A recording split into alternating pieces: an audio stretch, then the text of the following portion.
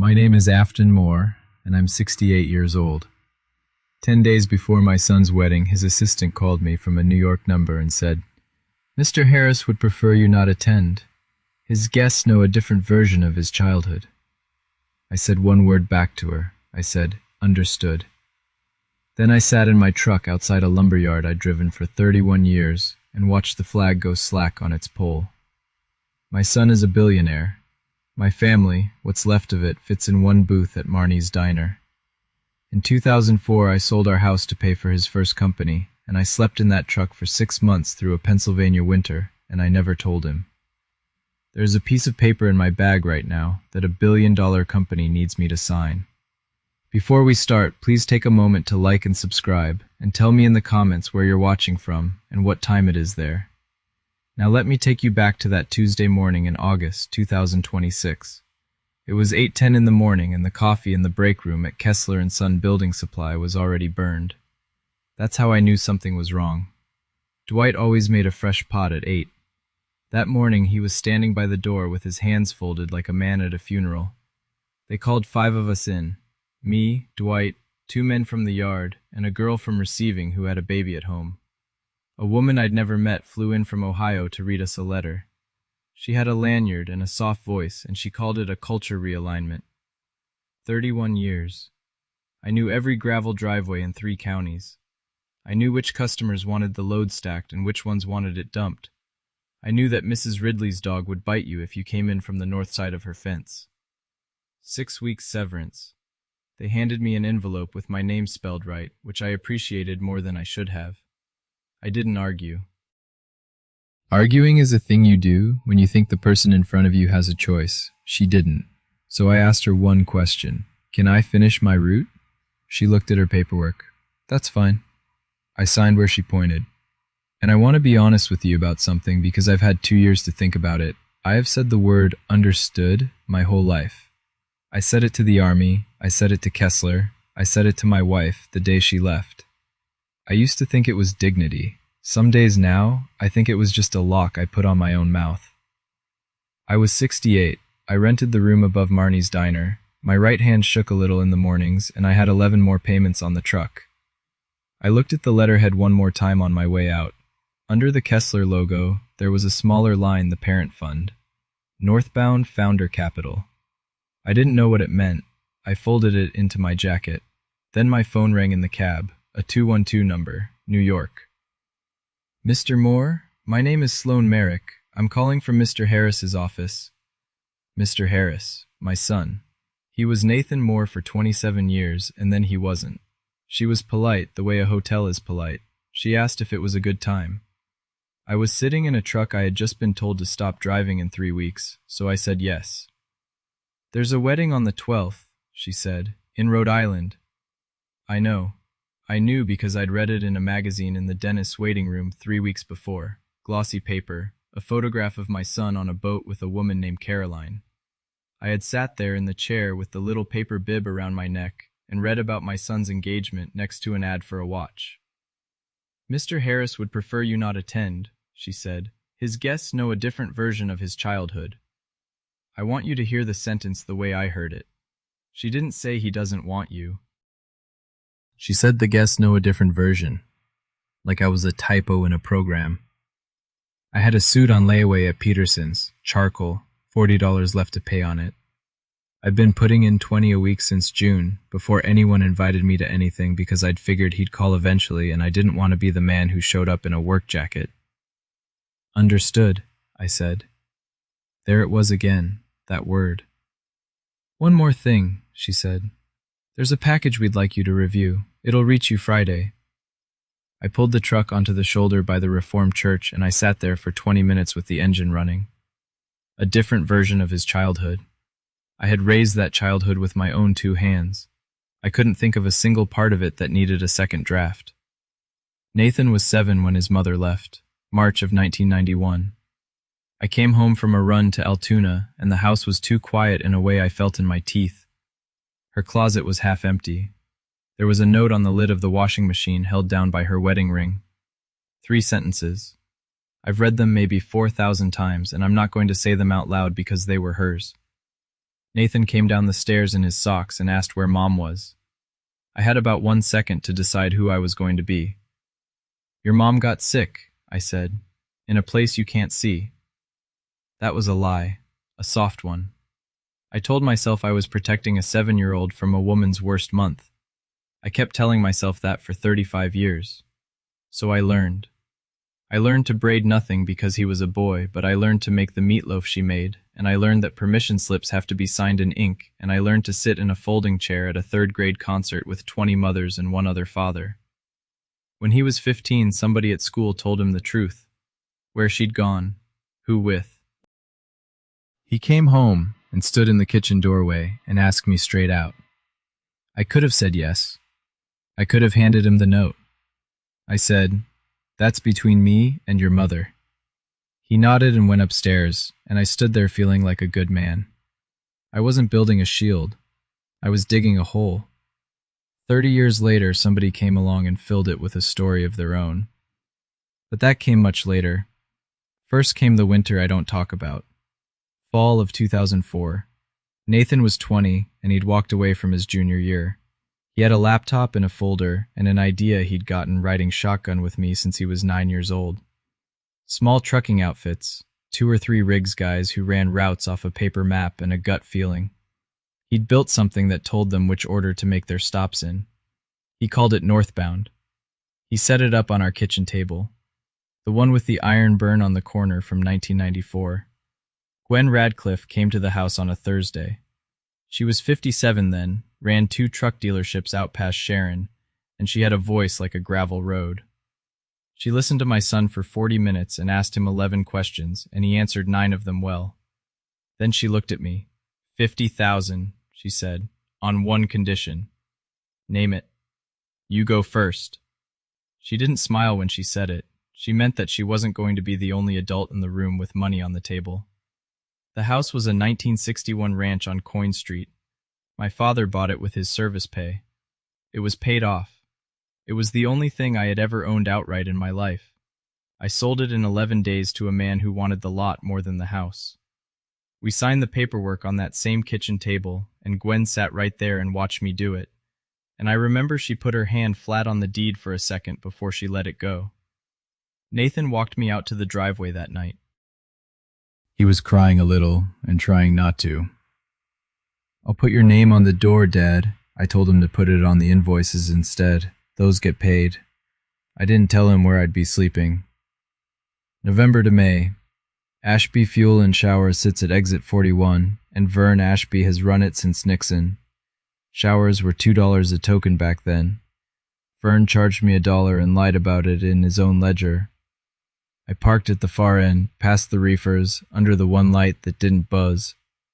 Army blanket, a sleeping bag from the surplus store in Meadville, and a green cooler with a bad hinge. You run the engine 20 minutes every couple hours when it gets under 20 degrees. You learn to sleep in bursts. In January, my water bottle froze solid on the passenger seat, and I kept it there for a week, just to look at it, like it was a pet. Vern let me use the fuel desk as a mailing address. That mattered. That was the whole trick. Nathan would send things to his father's address, and his father's address was a truck stop. And he never knew because Vern would hand me the envelopes across the counter, with his reading glasses down on his nose, and never once say a word about it. I told my son I was bunking with a buddy in Erie. He believed me because I'd never lied to him about anything he could check. Dale Rooney was the only one who found out. He was Nathan's roommate, a skinny kid from Wheeling with a bad haircut, and one Sunday in February, he drove down to bring me a part for the alternator, and I made the mistake of opening the door. He climbed in. He looked at the blanket and the cooler and the frost on the inside of the windshield. I made him a sandwich out of that cooler and told him to keep his mouth shut. He kept it shut for 22 years, longer than I meant. I thought I was sparing my son a winter.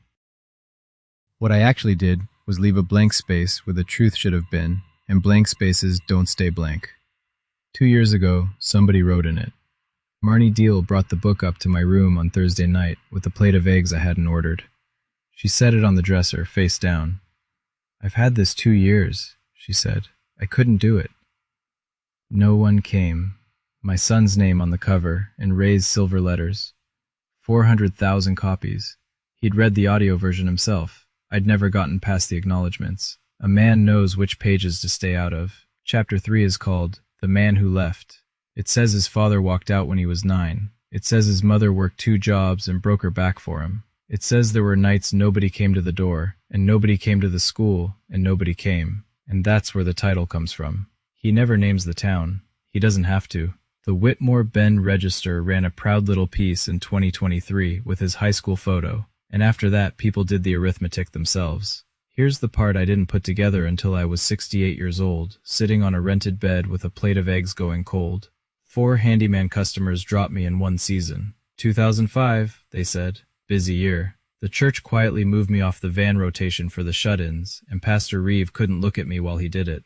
And in June, the Hutchins boy from 2 doors down asked me in front of his mother if it was true I left my kid. I'd been living inside somebody else's chapter for 2 years and thought it was just a bad run of luck. Then I opened the letter from Kessler again and read the small line under the logo, Northbound Founder Capital. The fund that bought my company was my son's fund. I sat there a long time. Marnie came back up at 11 and took the plate away without a word. Friday morning, a delivery truck stopped in front of the diner. 3 things in the envelope. The first was a contract, life rights and non-disparagement release, 19 pages. I read all 19 twice and understood maybe 6. The second was a check for $250,000, already signed, made out to Afton J. Moore. I had never in my life held a piece of paper worth that much. It weighed the same as the others. The third was an invitation, heavy cardstock, gold edge. The Harris Foundation Annual Benefit, September 2nd at the Beckwith Hotel in Manhattan. Under the date, in smaller print, optional participation, reconciliation segment. I read that twice too. They wanted me to come to New York, stand under a light in front of 400 people, and be forgiven, publicly, for leaving. Marnie was standing in my doorway with a dish towel over her shoulder. "What is it?" I handed her the invitation. She read it. She read it again. Her jaw did something I'd never seen it do in 11 years of eating her eggs. "Afton, honey," she put the card down, "you don't sign anything today." I underlined 3 words with a carpenter's pencil because it was what I had. Release, reconciliation, optional. And a question started up in me that wouldn't sit down. If I was the man who left, if that was the whole story and everybody believed it and it had already sold 400,000 copies, then what did they need from me? Why send a check to a ghost? I put the whole thing in the leather satchel I'd carried delivery paperwork in since 1998, and I drove out to the truck stop to see the only man alive who knew where I'd slept that winter. Vern Ashby is 81 and still opens at 4 in the morning. He read the contract with his glasses down his nose, 1 finger under each line the way he reads everything. Then he went into the back office and came out with a spiral notebook, blue cover, water-stained. "Mail log," he said, 04 to 05. "Every piece I took in for you." He put it on the counter and turned it around so I could see my own name, in his handwriting, 40, 50 times in a column. "You give this to a newspaper," he said, "and it's over in a day." I looked at it for a while. Coffee smell, diesel smell, the hum of the cooler case. "I'm not going to a newspaper about my son. Aft. I'm not doing it." He didn't push. Vern never pushes. He put the notebook back in the drawer and said, "It'll be here." Marnie's cousin knew a lawyer in town, a man named Hollis Pike, who worked out of a converted dentist's office and charged $150 a sitting. I wrote his name on the back of a fuel receipt and didn't call him yet. That night I called the number on the letterhead. Sloane Merrick picked up on the second ring, at 9:40 at night, which told me something about her life. I said, "I'm not asking for a meeting. I'm asking for my son." There was a pause with no breathing in it. "That isn't something I can arrange," she said. She said it kindly. That was somehow the worst part. He called at 20 to 11 the next night. 4 minutes. I know because the phone tells you. He didn't ask how I was. He didn't ask about the yard or my hands or whether I still had the truck. He started in the middle the way you do with a vendor. "Dad, I need you to hear the whole picture." "All right." He laid it out like a risk report. The book still selling, the documentary 110 minutes finished except for clearances. the foundation, which is called Kids Left Behind, and gave away $9 million last year. And the company, Northbound, went public in February. There's a section in the filings about the founder. Investors read it. Reporters read it. If the story changes now, 3 things open at once, he said. I can't have that happen over a detail. A detail. You slept in a truck for me, I said. I'd call that a detail too if it was mine. I don't remember a truck. That was the moment. Not the wedding, not the letter. That sentence. Because Dale Rooney sat in that truck and ate a bologna sandwich off my cooler lid in February of 2005, and Dale was Nathan's best man, and the two of them had been in a room together every week for 22 years. He wasn't confused. He was making an offer in the only language he had left. I will agree not to know this, and you will agree not to say it, and here is money. Nobody's calling you a bad man, Dad, he said. We're just not calling you anything. Then he said he had a 6 a.m., and he hung up. The next morning, a leased Range Rover pulled up in front of the diner, and a woman I hadn't seen since 1991 got out of it in white pants. Rosalind was 66 and still walked into a room like the room had been waiting. She sat in booth 4 and ordered tea she didn't drink. Marnie stayed behind the counter and polished the same 6 inches of Formica for 20 minutes. You look good, Afton. You want me to sign it? She smiled at that. You always did get straight to the freight. Then she went to work on me, and I'll give her this, she's good at it. She was general first. Nathan's under enormous pressure. The wedding is a family moment. Everyone's just trying to protect a young man's peace. When Gentle didn't move me, she went the other way. You were on the road constantly, she said. You were never in that house. I was in that house every night by 6. That's not how he remembers it. That's not how it happened. She stirred the tea. And then, because she couldn't help herself, she told me what she had. $18,000 a month, family office consulting 3 years running. A seat at the head table on the 12th, listed in the program as mother of the groom. And underneath it, for about 4 seconds, I saw the actual woman, 66 years old, 28 years of nothing between 1991 and 2019. She'd come back the year the money did, and she was terrified of the day it stopped. I felt sorry for her. I want that on the record because of what happened later. She stood up and got her purse and then turned at the door. Don't make this hard, Afton. If you do, somebody's going to have to explain why you weren't invited. Marnie's rags stopped moving. I said, You can sit at the head table, Rosalind. You can't sit in my history. She left a 5 on the table for tea she hadn't touched. 2 days later, I drove out to Ridgeview to see my sister. Ada is my older sister, 74. Memory care, 2nd floor, room 208, window over the parking lot because she likes to watch the trucks. Nathan has paid for Ridgeview for 3 years. I want to be fair to him. That was real, and it was the one thing he never let lapse, and when I couldn't have covered it, he covered it without being asked. I stopped at the desk to sign in, and the woman there gave me a look I've since learned to recognize. Mr. Moore, is there a new billing contact? Not that I know. She turned the monitor a few degrees. The account status field said pending review. Since when? Tuesday. Tuesday was the day I told Sloan Merrick I wasn't going to sign anything yet. I stood there with my hand on that counter and did the math, and I felt something go cold and level inside me, which is different from anger. Anger is loud. This was more like reading a gauge. Upstairs, Ada was in the good chair by the window. She called me Walter, which is our father's name, and she asked if I'd brought the paper. I sat with her 40 minutes. I told her about the tomatoes at Marnie's and the new stoplight on Route 8. I did not say one word about her nephew or a contract or New York. She patted my hand twice at the end the way she used to when I was 9 and she was 15. Driving home, I passed the Kessler yard and saw somebody else's truck in my bay. I decided to go to New York and talk to my son face to face like a man before it went any further. That was the dumbest thing I did all summer. I left Whitmore Bend at 4 in the morning and hit the Lincoln Tunnel at 9:20. I paid off the suit at Peterson's the day before, charcoal. It fit better than I expected. I'd lost weight I hadn't meant to lose. Northbound Systems takes up 11 floors on Hudson Street. The lobby has a stone floor and a coffee bar for the employees and a security desk shaped like a boomerang. I told the young man at the desk that I was there to see Nathan Harris. He asked if I had an appointment. I said I was his father. I watched his face change, not to recognition, to pity. He'd read the book. He made a call. He made a second call. He said someone would come down. Nobody came down. After 25 minutes, a woman in a headset came out of the elevator, walked past me to the desk, said 4 words I couldn't hear, and went back up. Then the young man told me very politely that he would have to ask me to wait outside. 2 men in blazers came and stood 8 feet away with their hands folded.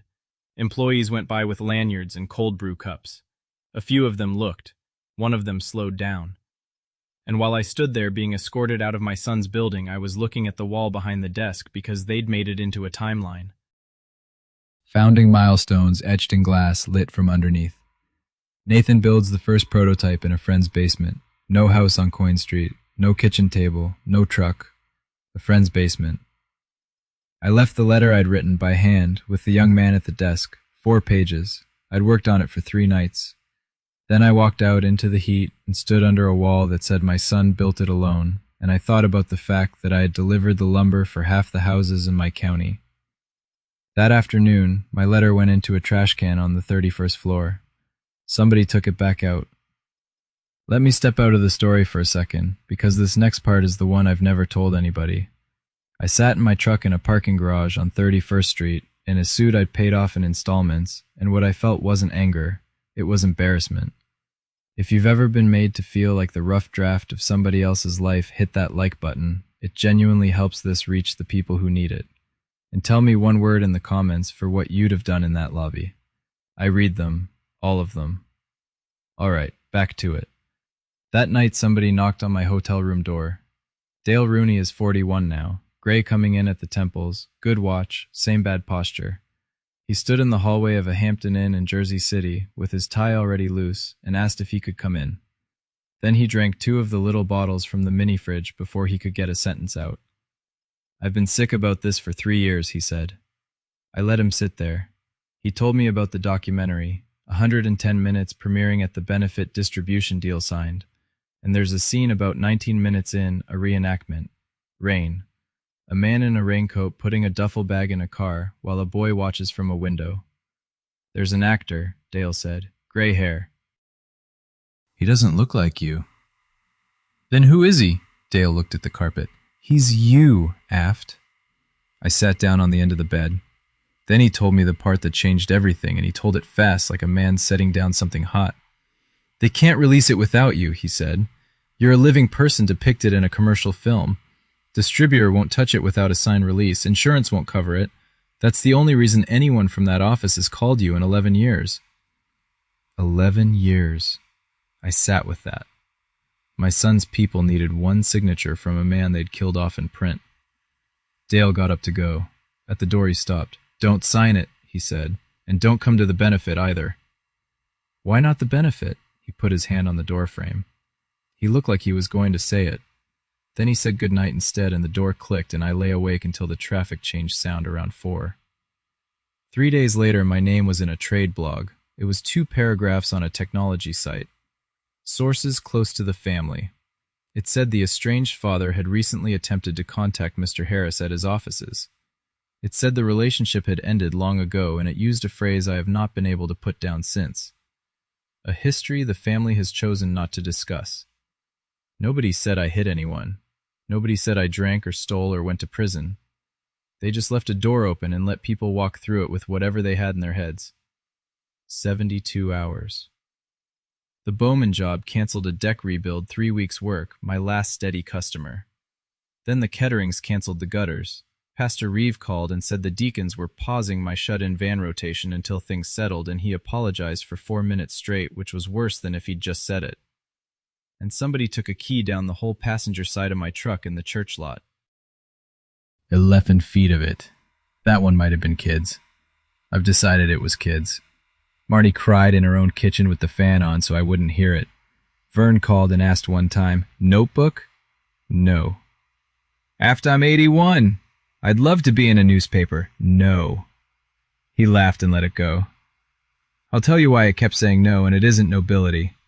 I knew that the second I handed a reporter that ledger, the story became two men fighting. Father says, son says. People pick a side and then defend the side instead of the truth. I didn't want to win an argument about my son. I wanted to stop being a lie about myself. There's a difference, and it took me until the second week of August to find the words for it. That was the week Marnie found the wedding program. A bridal magazine ran a preview of the ceremony. Photographs of the venue, the flowers, the boat, and the program. Printed in full 2 pages because that's the kind of wedding it was. Mother of the groom, Rosalind Harris. Under it, where a father's name goes, there was no name. There was a line in italics. In loving memory of those who could not be here. Marnie had her hand over her mouth. Vern, who had driven over to look at it because Marnie called him, took his glasses off and cleaned them on his shirt for a long time. I read it 4 times. He didn't uninvite me. That's what people got wrong later. Uninviting is a rude thing you do to a living man. He buried me. And he did it in italics, and he did it politely, and 400 guests were going to hold that page in their hands and feel a little sad for the groom who lost his dad. I was standing in a diner in Whitmore Bend, 68 years old, with a pulse. I folded the magazine and put it in the satchel next to the unsigned release. The two of them belonged together. And something in me finally came off its hinge. Not loud, I didn't yell. I've never once yelled about any of this, and I'm not going to start on a recording. I just stopped asking whether I had a right to be heard. That night at 9, my phone rang. Not a 212 number, a cell. A woman's voice, young, careful.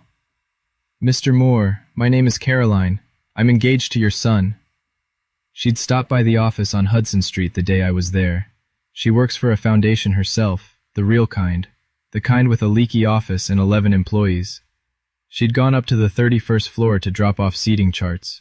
She saw 4 handwritten pages in a wastebasket by the copier. She said the handwriting is what stopped her. Nobody writes 4 pages by hand anymore. She took it out and she read it in the elevator. I'm not going to apologize on his behalf, she said. I don't think that's worth anything. No, ma'am, it isn't. Then she asked me one question, and she asked it flat, without any padding around it. Is any of it true? I had a lot of things I could have said. I had a notebook in a drawer at a truck stop.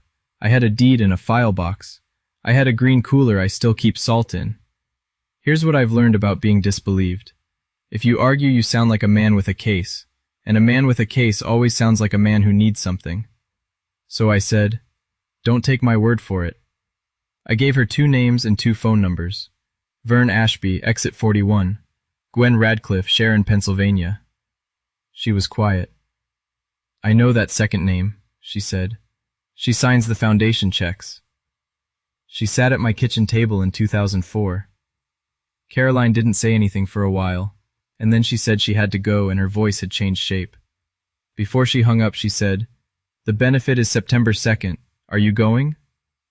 They've asked me to be forgiven at it. I know, she said. I've seen the run of show. Then she said something that put me in Hollis Pike's office the next morning. There's a card with your lines on it. Hollis Pike works out of an old dentist's office on 3rd. You can still see where the chair was bolted down. $150 for the sitting. He read all 19 pages in 20 minutes and then he explained it to me in a way I could carry. 2 ways to go at this, he said. First way, you sue, defamation. You'd be suing your own son. And a publisher with a legal department bigger than this town. How long? 4 years if you're lucky. And every day of those 4 years the thing they're examining is your name. Your marriage, your bank records, your sister's care. They'll put your whole life on a table and turn it over with a pencil. And the second way? He tapped the contract with 2 fingers. The second way is you don't do anything at all, he said. You are a living person depicted in a film they've already spent money on. No release, no insurance. No insurance, no distributor. No distributor, no premiere. I sat there and let it settle. 31 years hauling other people's building materials had taught me exactly one thing about leverage, and it's this. The load doesn't care how loud you are. It cares where you put your hands. So I don't have to prove anything, I said. Not one thing. I just have to not sign. Hollis leaned back and the old chair creaked. Mr. Moore, that's the entire hand. It's a small hand. It's also the only one nobody can take off you. I paid him in cash. He wrote me a receipt. On the way to the truck, I stopped on the sidewalk and called a number I hadn't dialed since the fall of 2005. She picked up on the fourth ring. 79 years old, and that gravel road voice hadn't changed at all. "Afton Moore," she said. "I wondered when you'd finally call me." That knocked the wind out of me a little. I had to sit down on the tailgate. She'd read the book in 2023. She'd called Nathan about chapter 3 within the week. "You know what he sent me back?" she said. "A letter from a lawyer explaining the difference between memoir and biography." "What'd you do?" "I let it go, which is the only thing in my life I'd like back." She's the vice chair of the Harris Foundation board now. She writes the grant checks. And she opens the giving segment at the benefit every year from a podium in front of the whole room. Table 2. She asked me what I meant to do about it. I looked out at the yard, at the pallets, at a life that was pretty small by then, and getting smaller. "I'm going to accept their invitation," I said. The line was quiet long enough that I checked the screen. "Afton," her voice had dropped. "Say they hand you a microphone up there. What comes out of your mouth? The truth, slowly, in short sentences." "And if I stand up when you're done, then you stand up," I said. "But I'm not going to ask you to. I've spent 20 years letting other people carry things for me quietly. Look how that turned out." She made a sound that might have been a laugh. "Wear a decent tie," she said, and hung up. Then I called Sloane Merrick and told her I was coming. I told her 3 things. I would attend the benefit, I would participate in the reconciliation segment, and I would sign the release afterward at the hotel when the program was over. "Afterward," she repeated. "That's right." I could hear her doing arithmetic. On her side of it, this was excellent news. A man who says afterward is a man who has decided. And they got something better than a signature out of the deal. They got the moment on film. Real reunion footage, real tears in front of donors with press in the room. "That's very generous, Mr. Moore," she said, and she meant it, and that's what tells you everything about how they saw me. The card came by courier 2 days later. Cream stock, 4 lines typed with the stage direction in brackets. I was to say that I was proud of him, that I understood why things had been the way they'd been, that I had made mistakes, and then the closer I wasn't there. He did it on his own. There was a note clipped to it in Sloane's hand. "Read it warmly, Mr. Moore. Warm reads better than accurate." I put the card in the satchel with the deed and the release and the wedding program, and I want to be clear about what I was thinking because people have gotten this wrong. I wasn't planning an ambush. I didn't have a speech. I had no idea that night exactly what I was going to say. They thought they'd bought me. What they'd actually done was hand a man a microphone in a room full of the only people on earth who could confirm him. Marnie pressed the suit on the counter by the register with a towel over it. She did the shirt twice. Vern closed the fuel desk for a day and a half, which he has done maybe 4 times since 1974, and said he'd drive because my right hand shakes in the mornings, and it's 4.5 hours. Peterson wouldn't take the last $40. He said the suit was a gift from a man whose father bought his first sport coat there in 1959, and he'd appreciate it if I didn't argue in his shop. The Hutchins boy washed the keyed side of my truck without being asked. His mother stood on her porch and watched him do it and didn't say anything to me, and that was all right. That was a start. In the satchel, the unsigned release, a copy of the 2004 deed folded in 4, and the card with my lines on it. I didn't write a speech. I wrote 3 facts on the back of a fuel receipt, because a fuel receipt is a thing I've never once lost. The address, the name of the truck stop, the months. We left at 4 in the morning on September 2nd. Vern drove with both hands high on the wheel like men his age do. We didn't talk much. Somewhere past Allentown, he said, "You know what's funny? I never once thought you'd tell anybody. Neither did I." At 10 to 7, we pulled up in front of the Beckwith Hotel, and a young man in a vest tipped the truck away like it was a horse. Sloane Merrick met me in the lobby, straightened my tie with 2 fingers and smiled. "Table 41, she said. "We'll come get you. I'm going to stop here one more time, because this is the part I've carried the longest. I was 68 years old, sitting at table 41, holding a card with 4 lines on it that somebody else wrote for me. Do me a favor before we go in. Comment 1 if you think I should have read their script and kept the peace. Comment 2 if you think I should have said what actually happened. There's no wrong answer. I sat on both sides of it for 3 weeks. Then stay with me.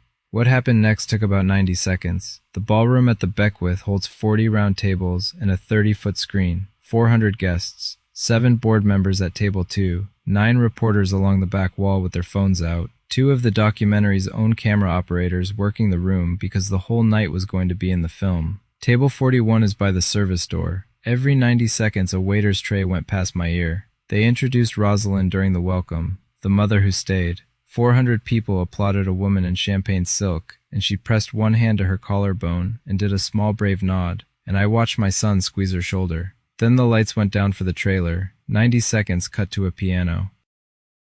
At about 40 seconds in, there's rain and a porch light, and a gray-haired man in a raincoat putting a duffel bag into the trunk of a car, while a boy watches from an upstairs window. The man in the raincoat isn't me. He's taller. He walks wrong. The room made a sound. 400 people all at once. That low, warm, sorry sound a crowd makes when it decides how it feels. A woman at my table, someone's wife, wiped under her eye with a knuckle and said, "God, poor Nathan." I said, "Yes, ma'am." I sat there in a suit that had taken me 11 weeks to pay for and watched a stranger leave a boy I raised in the rain on a screen the size of a barn door. And then the lights came up and my son walked to the podium. He talked for 6 minutes about forgiveness. He said the foundation had learned that the children they serve don't need pity, they need a road. He said his own road started in the dark. He said grace is a thing you decide on, not a thing you feel. He was good at it. I want to say that plainly. My son is very good in a room. Then he said, "Tonight I'd like to bring someone up here." You could feel the room turn. People half stood to see where he was looking. He was looking at table 41. I got up. It's 22 steps from that table to the stairs. I counted them on the way I count pallets because it keeps your hands steady. The lights on that stage are hotter than you expect. I could see the first 3 tables, and after that it was just dark with shapes in it. Gwen Radcliffe at table 2, very still, her hands flat on the cloth. Dale in the wings with a headset around his neck. Caroline at table 1, not looking at anybody. Nathan hugged me. I want to describe that hug accurately because I've thought about it a great deal since. His arms were around me, and his cheek was next to mine, and his body was turned 45 degrees toward the cameras. It was a good hug for a room. It was not a hug for a man. He put the microphone in my hand and his mouth came close to my ear. 4 lines, Dad. I took the card out of my inside pocket, and I set it face down on the podium. "My name is Afton Moore," I said. "I'm his father. I never left." The room didn't gasp. That's a thing from movies. What it did was go quiet and layers the tables near the front first, then the middle, then the back where the reporters were, and then the waiters stopped moving, and that's when you could hear the air handling. I put my reading glasses on. I took out a fuel receipt. "I'm going to give you 3 facts," I said. "They're checkable. That's the only reason I'm saying them." The house was 118 Coyne Street, Whitmore Bend, Pennsylvania. I sold it in November of 2004. The deed is public. The truck stop is Ashby Fuel and shower exit 41 off Route 8, stall 3. November to May, 6 months. Somebody at a middle table said something out loud. I don't know what. A chair moved. Nathan was 3 feet to my left with his hands at his sides. "I want to say my part," I said. I lied to my son about where I was sleeping that winter. I told him I was staying with a friend in Erie. I thought I was sparing him. I was wrong. I left a blank space where the truth should have been. This is what grew in it. That's mine. I'll carry it. Then I took the release out of the satchel and held it up so the front tables could see the binder clip. "They need this signed so the film can go out," I said. $250,000. I don't want it. I'm not here for money, and I'm not here to embarrass anybody. I put it down on the podium, squared it with 2 fingers the way you square a delivery ticket. "I won't sign my name to a story where I left." And I stepped back. 4 seconds. I counted those 2. Then a chair scraped at table 2, and Gwen Radcliffe stood up. She didn't need a microphone. She has never needed a microphone. "My name is Gwen Radcliffe," she said. "I'm vice chair of this foundation's board. I sat at that man's kitchen table in the fall of 2004. I watched him sell his house. I have the wire from my end. It cleared 11 days after his did. 400 heads turned toward table 2 and stayed there. Then Dale came out of the wings with the second handheld, and his hand was shaking so badly the mic knocked his ring. Dale Rooney, co-founder. I ate dinner in that truck. He stopped. He started again. February of 2005. There was a green cooler with a broken hinge. He made me a bologna sandwich and told me not to tell anybody. I didn't. For 22 years I didn't. A photographer's flash went off then. 3 more. Rosalind was on her feet at table 1 with her hand up, saying something about context, about how none of this was as simple as it sounded. Gwen didn't even raise her voice. Rosalind, what year did you come back? My ex-wife opened her mouth, and nothing came out of it. 400 people watched a woman in champagne silk fail to name a year, and that was the whole trial, right there in about 2 seconds. Sloane Merrick was at the side of the stage, drawing a finger across her throat at the booth cut the feed, cut the music. The booth was Dale's people. Nothing cut. And down at table 1, Caroline Ashford put her napkin on the table, stood, and walked out the side door without hurrying and without looking back. My son could have denied it. He had the room, he had the lawyers, he had a lifetime of being believed. He didn't. He walked back to the podium and stood in front of a live microphone with his jaw working, and what came out of him was the truest thing he'd said in 20 years. I remembered all of it. Somebody at the back said, "Oh." I remembered the cooler. I remembered you smelling like truck stop soap. You told me it was new detergent. His voice came apart in the middle of it. I was ashamed of you. There it was. Not a bad memory. Not a ghostwriter's mistake. Not a compression of events. Not a memoir's license. A choice made by a grown man in a conference room with a lawyer present and sold 400,000 times. I had the microphone in my hand still. I could have finished him. I want you to understand that I knew it in the moment. The room was mine. Every reporter along that wall had their phone up. 1 sentence would have done it. I looked at him. 42 years old, 6'1", crying in front of his own donors. "I know, son," I said. I was ashamed of that truck, too. The room was so quiet I could hear the ice moving in a bucket somewhere. The difference is I slept in it anyway. Then I put the microphone down on the podium next to the unsigned release, and I went down the stairs, and it was 22 steps back to table 41, and I did not sit down. I kept walking out through the service door past the trays to where Vern had the truck idling on 44th Street. Here's what happened in 3 days. I'm going to give it to you in numbers because numbers are the only part of this that doesn't argue back. Trellis House stopped shipping No One Came on Thursday morning. By Friday, they'd announced a corrected edition with an author's note. The foundation pulled it from the school giveaway program. The documentary died where it stood. No release from me, no errors and omissions coverage. No coverage, no distributor. 110 minutes and $11 million on a shelf indefinitely. 3 corporate donors withdrew commitments totaling $4.2 million. The Harris Foundation board met Thursday at 7 in the morning and suspended my son for 12 months. Gwen Radcliffe became acting chair by a vote of 6-1, and the one was a man who'd already resigned by lunch. Northbound stock dropped 9% over 3 sessions. The board opened an independent review of the founder narrative in the filings.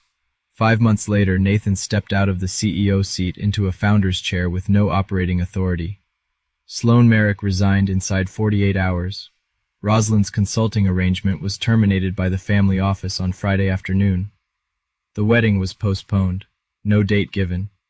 And on Saturday morning, back in Whitmore Bend, I got up at 4 out of habit, drove out to Ashby's for coffee, and sat in the same plastic chair by the window I'd sat in when I had nothing. Vern slid a cup across. "Feel good?" he said. "No," I said. "It feels like a load came off wrong." 2 days later, my ex-wife knocked on the door of a rented room above a diner. No Range Rover this time. A gray sedan with a rental barcode in the window. She stood on the outside stairs and cried, and then she said I'd destroyed her, and then she said she'd only ever wanted to be near her son, and then she went quiet and just stood there. 66 years old in the wrong shoes for those stairs. I made her coffee. And then I told her the thing I'd been holding since 1991. "I know where you went," I said. "I know who with. I've known the whole time. She set the cup down. When Nathan was 15, somebody at school told him. He came home and asked me straight. I told him it was between you and me. Why? Because a boy shouldn't have to carry his mother in his pocket. She put both hands flat on the table. I have never seen a person look so much older in the space of a minute. Then why didn't you say it? She said. On that stage, in front of all those people. You could have finished me. It wasn't mine to use. I put the lid on the sugar. It was his mother's. She didn't have anything for that. She asked at the door if I thought Nathan would ever speak to her again. I told her the truth, which is that I didn't know, and that it wasn't a thing I was going to arrange for her, and that she'd have to knock on his door herself the way she'd knocked on mine. Then I asked her to go, and she went. They raised the check to $500,000 9 days after the benefit. Different lawyer, softer letter. I sent it back. Hollis Pike asked me twice if I wanted to sue. I told him no both times, and the second time he wrote it down and had me initial it, which I thought was fair of him. I wrote 3 letters that month, in longhand, because that's how I write. One to Trellis House, asking them not to pursue full repayment of my son's advance. I told them a corrected edition was the only thing I'd ever wanted, and that ruining him wasn't going to make 2004 any truer than it already was. One to the foundation board, asking them to suspend and not to expel. Gwen called me and said I was making her job harder. Then she did it anyway. One condition, and only one, the royalties from the corrected edition go to a trade scholarship at the county Votech, administered by the school board, not by me. My name stays off it. I'd had enough of my name being used for things. Kessler's new owners offered me my route back with a raise. I thanked him and said no. 31 years is a whole thing, and you don't go back to a whole thing. I drive 3 days a week for Vern now. Fuel deliveries, short hauls, home by 4. Dad got approved for a state waiver in November. The gap is covered by the church and by a coffee can on Marnie's counter that says Ada on it in marker, and I've stopped being too proud about that can. In late November, an envelope came to the fuel desk at Ashby's, handwritten, no return address. Before I tell you what was in it, I want to tell you about the town, because that's the part nobody asks about. The Whitmore Bend Register ran a correction on page 2, not page 1. Page 2 under the school lunch menu, 4 column inches. I've got it in a drawer, and I have never once been bitter about the placement. Pastor Reeve came to the diner in person and asked me to take the shut-in van rotation back. I said yes. Neither of us brought up the summer. Some things you settle by just showing up on Tuesday. The Bowmans called about the deck. The Ketterings called about the gutters. I took the Bowmans. And a production company out of Los Angeles called and offered me $1 million for life rights and a book deal with a ghostwriter attached, and a woman on that call actually used the phrase, "You own the redemption arc now." I said, "No thank you, ma'am." I'd already been in one book I didn't write. That was plenty. Marnie asked me that night if I was happy. I told her I was tired, which is a different thing, and that, at 68, the difference stops mattering as much as you'd expect. Then I drove out to Ashby's, and Vern handed me the envelope across the fuel desk with his reading glasses down on his nose, exactly the way he'd handed me mail in the winter of 2004, and neither of us said one word about that. My son's handwriting is bad. It always was. No legal department had touched this one. There was a crossed-out word in the second line. 4 sentences. He said he had watched the footage. He said he had gone back and read Chapter 3 as an adult instead of as an owner. He said he had no defense and wasn't going to build one. And the last line was this: "I don't know how to start. I didn't answer for 6 weeks. I want to be honest about why. It wasn't strategy and it wasn't punishment. It was that every time I picked up a pen, what came out was a man explaining himself. And I was done explaining myself. That was the whole point of the ballroom. In January, I wrote 1 page. I told him a letter is not a start. A start is a thing with a door in it. Then I gave him the terms, and I'll give them to you the way I gave them to him, because if you're in something like this, you may need the language. You can come to my door as my son. You cannot come as a client. You do not come with a camera or a crew or a communications person. You knock on it yourself. Nobody calls ahead for you. And I put the address at the bottom, not a P.O. box, the actual stairs above the diner in the town he's from. Caroline sent a note of her own separately, 2 lines long. She hadn't come back, but but she'd driven out to Ridgeview and sat with Ada for an hour on a Sunday, and Ada had called her Walter, and she said she didn't mind. 14 months. That's how long it took him, and I've made my peace with the number. 5:10 in the morning, first week of November. I was inside at the fuel desk with Vern doing the delivery sheets, and a rental car came off the ramp and parked at the far end past the reefers under the light that doesn't buzz. He came in wearing a coat that cost more than my truck and stood in line behind two drivers. When he got to the counter, he didn't say anything about the benefit or the board or the book. He said, "One shower token, please." Vern looked at him over the glasses for a good 3 seconds. "Stall 3's open," Vern said. My son paid $2 in cash. Then he bought 2 coffees, both black because he knows how I take it. And he set one on the counter next to my elbow and didn't look at me while he did it. "Does the water still run cold?" he asked. "It always did." He nodded. And he went in anyway.